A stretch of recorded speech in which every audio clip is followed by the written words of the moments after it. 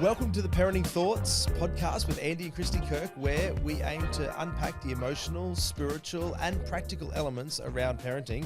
And we really want to get curious around topics. And so today we're going to get curious around parenting styles. Parenting styles. Parenting styles. It is a fun one. Yeah. I'm sure this term parenting styles, it's a bit broad because I think that everyone thinks they're probably a style. Or I'm chilled, I'm good, I'm great, or I'm controlling, or we're going to dive into some specific ones. I mean, it was popularized really in a TV show, and a whole lot of different parenting styles were highlighted there. Did you see that show? Yeah. What were some of those styles? Well, like the influencer, the team, like the stage parents, which is super fun. I think it was just... I don't know, I kind of watched on thinking, I'm doing better than what I feel like I'm doing. Do you know what I mean? Like it was quite nice to see so many different styles and realize that it's not just directive and organized and hot mess. Do you know what I mean? Like there's two, I think, I think that's good or not. That's good. Both of us. Like anyway. I'm the hot mess side. You're probably the director. No, you're the creative. And we said on another podcast, making memories. Yes. It's fun. Yeah. Yes. So I think what was really good about the show is realizing like you're not in a box as well. Right. Like there's so many expressions of parenting. Yeah. And so many new ways and things to do and make it. I like the show and I like because it did expose, as you said, multiple different ways of parenting. There is research around parenting styles, and I think that would be a good place to start on the podcast today. It's just to probably look at some of the research and look at some of the parenting styles that exist, how and what shapes that, and then dive in a little bit of, I guess, uncovering or getting curious with our listeners and those that are watching around what style or what they think they might be and areas of where God could move in and help guide that. So what are the traditional, I guess, off this particular study that you've looked at, 4 different styles? The 4 different styles. So there's the permissive, the authoritative, the neglectful, and the authoritarian. Right. And I think it's really important to understand is that, like we said, there is the 4, like research has put it into these 4 topics. There's so many different elements of it, but it's understanding how you got to your parenting style. And that's really important, is that there is these 4 categories, but more so understanding like culture plays a part, religion plays a part, what you've seen in your family plays a part, what you've experienced, what you've read about plays a part in the way that you navigate your parenting style. There is these elements, but then there's reasons, probably why you fall into either one or multiple of them. Let me help explain this a little bit. And those that are watching, you can watch a little bit as I use my hands here to explain certain things. If you're just listening on podcasts, we're going to put an image in the show notes so you can look up what I'm talking about here.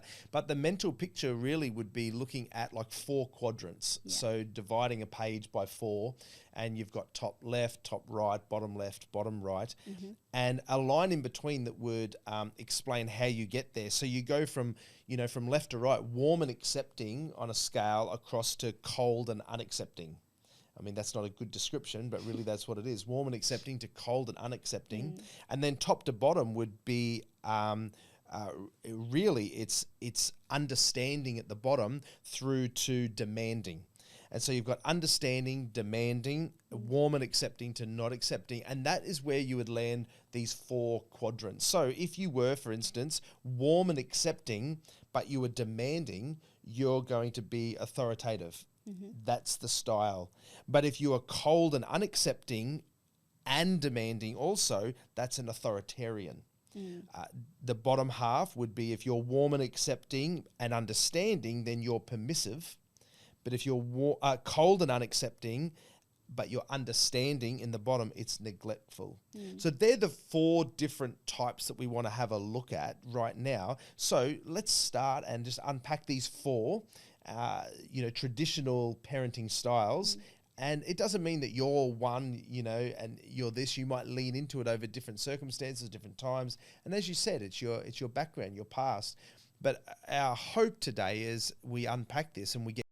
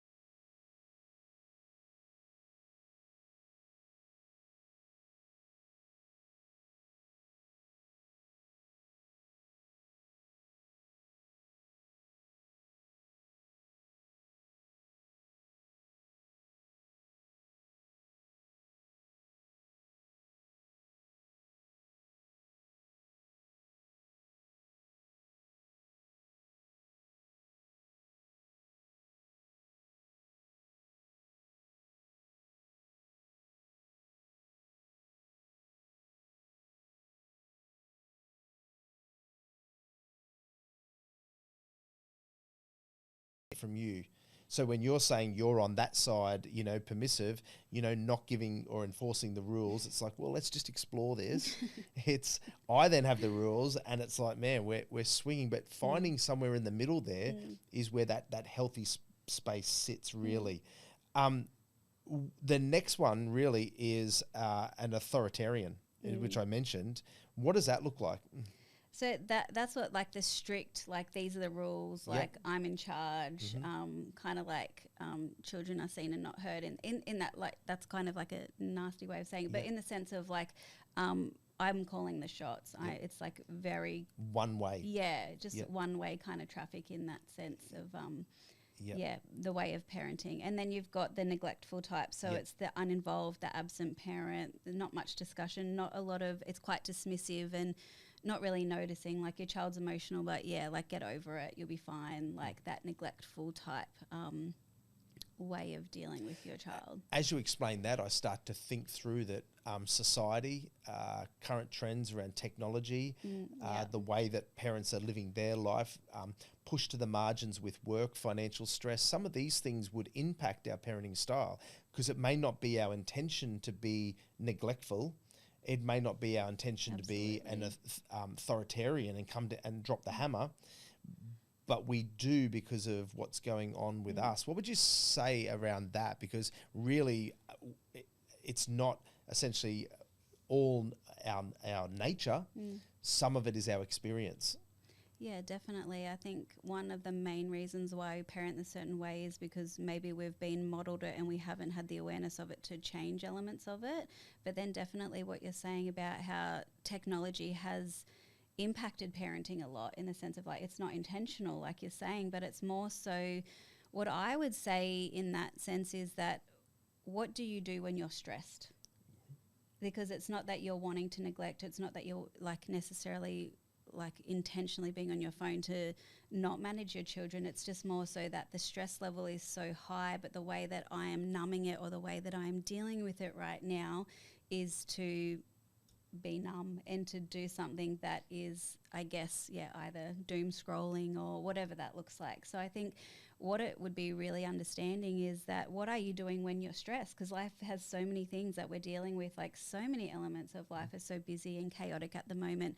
But what does it look like for you to reset, recharge, and to not be neglectful subconsciously, like you're saying? I think as some parents listen to this, I know even for me sitting here running through some scenarios in my head, I'm thinking, man, I hear some of these descriptions and I think I don't want to be this, I don't want those attributes. And so I guess for us to know what we want to do or not want to do, getting curious, asking some questions around this is going to be really helpful. And so I've got some questions I'd really love to unpack together here with you now. But some questions might be, what values do I want my children to have when they grow up? You know, that's a great posing question. How does that one shape and lean us to maybe slide on the scale on one of these? Well, I love this one because I work with a lot of children in schools, outside schools, like with private clients as well. And like a lot of parents will bring their child to me and like, oh, you know, this is going on, this, you know, this isn't working the way that they want, or they need help with this. But oftentimes I sit with the child and I say to them, what are your family values? And most of the parents would be able to say, these are our family values. But with the kids, they're like, I have no idea, like what our family values are. What are the things that, what do we prioritize as a family? What means a lot to our family? And so I love this question because oftentimes there's the assumption that children even know what family values are or what the values are in their home. And so I think it would be like having that conversation with your children. One of the things that I encourage a lot of parents to do is to sit down and have the discussion, like what is important to us? Why? And then not only that, if it's kindness, for example, what does that even look like? You know, what does that look like as a parent? What does it look like as a child? What does it look like in our community? And just really breaking it down and understanding what are values, why are they important? It's a great point you raised there, because in a recent One Hope research paper called Family Matters, it said that asking of parents what's one of the most important things to pass on to your children, faith and values came in at 7th, like very low, less than 10% of parents worldwide saw that it was important to pass on faith and values. But yet when you sit at some of the challenges that you're describing and now it's there's problems in the home, a connection with the parent, behaviour that's a certain way, anxiety or whatever it might be, that's causing some challenges in the individual, you have just said, you asked the question, what are the values? What do you base this on? What is life fixed on and based on? And as parents globally, they're saying, well, passing on, I want my child to be successful.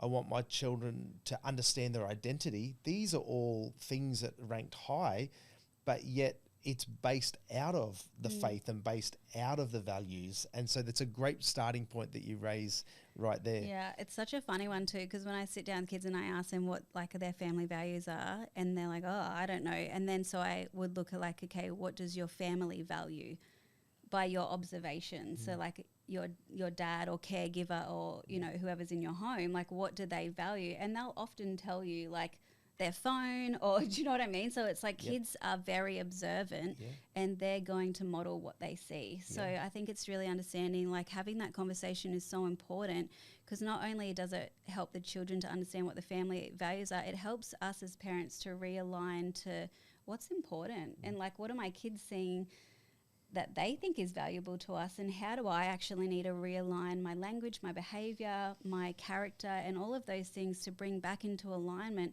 what actually our family values are. It's so true. I guess the overarching question you're asking there, and one we can dive in now, and our listeners and those that are watching can ask, is what type of parent do I want to be? So even gauge off those 4, what type do I choose? What would I want? I mean, for me, it's like I sort of want to be, I obviously don't want to be neglecting, but I want to be a bit of a balance where I can listen. And I think you were saying then that, okay, where a lot of it's going to is that authoritative. If parents are asking themselves that question, what should they be asking? What should they be looking at there? What sort of parent do I want to be?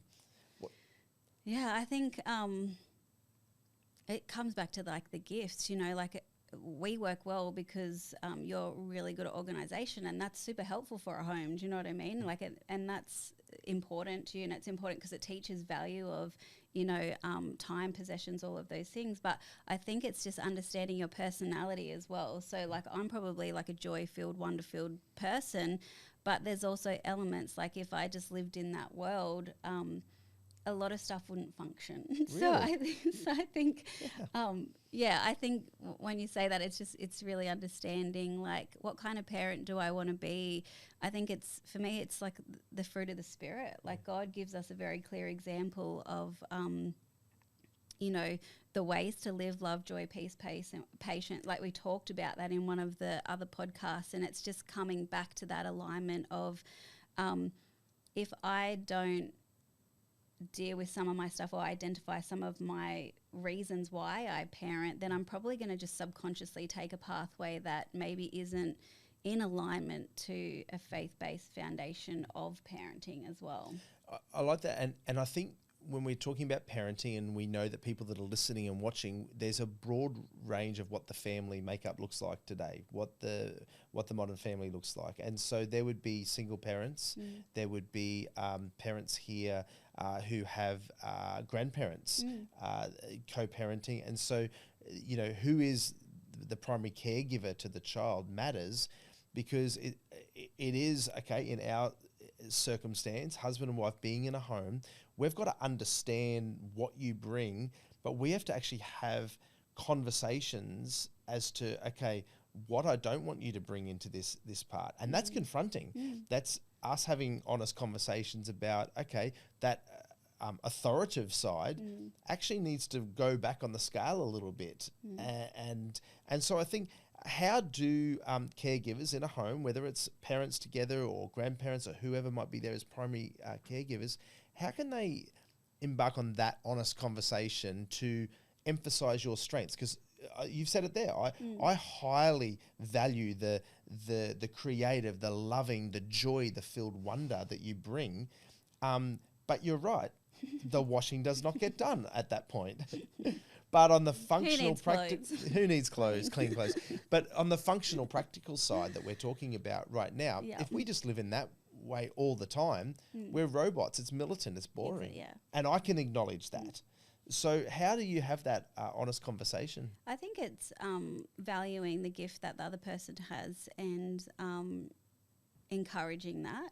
But it's also having that conversation where you're not defensive as well, and going, okay, as caregivers, as parents, this is what I want to be. These are my strengths. Like, I think it's firstly identifying what your strengths are, and then identifying where your challenges are, and realizing that for us to deal with our challenges is to either bring someone into it, to learn, to research, to not bring shame to it, because I think that can happen. Like, you know, like, that's annoying. Like it's like you're putting shame on the other person for the way that they parent. No, there's reasons why they've learnt to parent in that way. There needs to be that space of grace and understanding to be able to learn and develop and grow through that, and go on the journey together. You know what I mean? So rather than putting shame on it, go, okay, like this could work better this way. Let's do it together. Like let's figure it out together. One thing I really appreciate is that I would early in our marriage, and we'd had little kids, I played rugby and I travelled, and then even as I went into ministry, I would start to travel. And so when I would travel and I would go away, there would be an element, whether it would be emotionally inside of me, that I would, whether it's subconsciously, feel bad that I haven't been there to contribute, or I'd be coming home, whatever it would be, that I would come home and try and control. And so you'd come back in and try and control that environment of control, whether it be washing. I have to always have my bag unpacked and put away if I travel, and just that's my quirks. They're my what makes me me. But you would learn, okay, if this is going to release the pressure and the stress, when he would come home, I would make sure that certain things were in order. I guess what I'm talking about there are just different stresses in the other partner, the other caregiver there. I love that you spoke about, okay, acknowledge the gifts and encourage the gifts, but but it's also acknowledging the stresses Yeah, as well. definitely. I know Yeah. for you that it sounds funny, but almost the reverse. If I'm going to come and be like, right, we're going to do this, this, and this. It's like, it's been a big week. There needs to be time to unwind. We need to get out. We need to go the outdoors, go to the beach, walk along the sand. Elements that instantly de-stress you, that I'm helping you be a greater version and parent. So as we co-parent, I want you to win. I want my kids to love you and think you're the greatest parent in the world. But if I'm adding those stresses on you, then all of a sudden you're swinging back the other side and being, whether it's neglectful or authoritative or whatever it might be. So I think it's as equal as identifying the gifts, it's identifying the stresses. What would you say? I think that's so true, because I think it's you parent in a way because of that control inside of yourself, realistically, and that sense of understanding, like that you need to know that narrative. And sometimes when you're in that, it's subconscious and you're acting a certain way. It's the love and the kindness of the other person, or even like if you're a solo parent, the love and the kindness towards yourself, of the acknowledgement of what you've been through, what you're walking through, what are the stresses in your world. You're not going to get that right every time, because whatever's in front of you, you want to deal with right there and then. But I think it's taking that step back and just going, okay, what are all the plates spinning? Because there's a lot of plates spinning. Right. And how can I show kindness? How can I show compassion to myself and to the other person? But how can I also acknowledge, like, it's a lot. Like, there's a lot of stuff, and like you're doing life and marriage or relationship or working and all of that on top of parenting. So I think it's just being really kind towards each other and understanding what stresses the other person, acknowledging what stress they have on their plate at that moment. Yeah. And one thing that we've started doing, it's funny because you could have done it a long time ago. But anyway, we've started doing, like, do you need comfort or a solution? And I think sometimes it's just like right now, like, do we need a solution to figure out what's for dinner, which happens for us most days at like 3:30. But like, it's understanding, like, do we need a solution in this moment or do we need comfort? And it's not only just asking that for the other person, but what do I need right now? Do I need a solution? How can I make a plan? But how can I comfort myself? Do I need that right now? Which is brilliant for the kids as well, because kids are going to come to us and it's that moment of, do they want comfort or do they want a solution? Because you're all comfort and I'm all solutions. But and that can be hard, because it'll be the kids come and they just want a hug, and I've gone into a 5-step plan as what they can do, or with you, or they're like, no, I actually need some practical advice right now. And we're just like, there, off you run. Whether to each other or the kids. But I think that's so true. Do you want comfort or want solution? I think really helped. I was going to ask what tools help me, the parent, in a more consistent way when it really comes to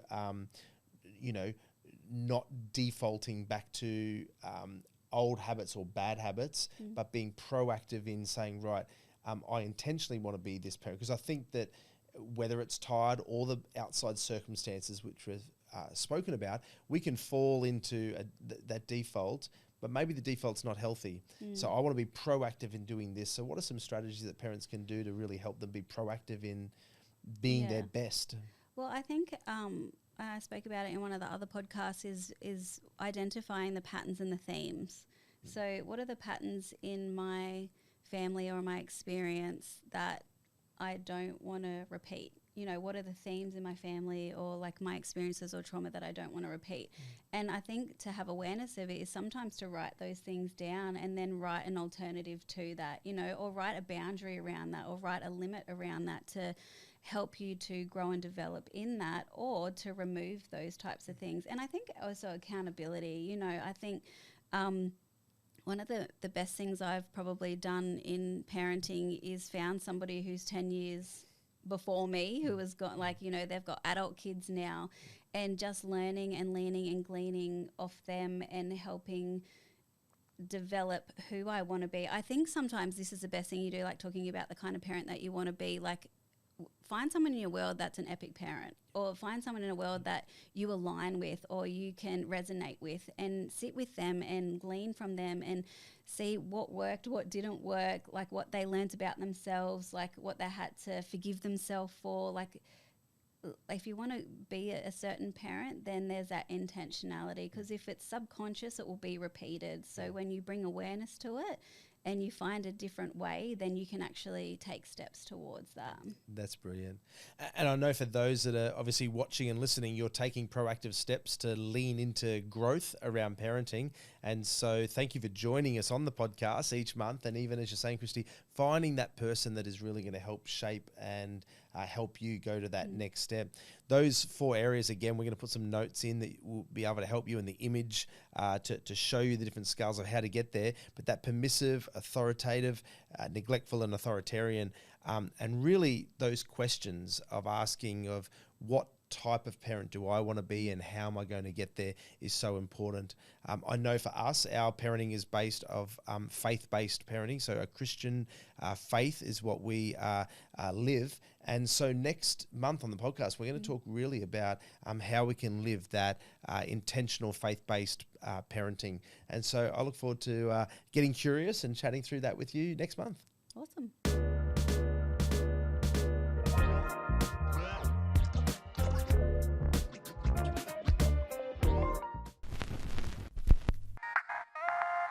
This is a Poly Studios production.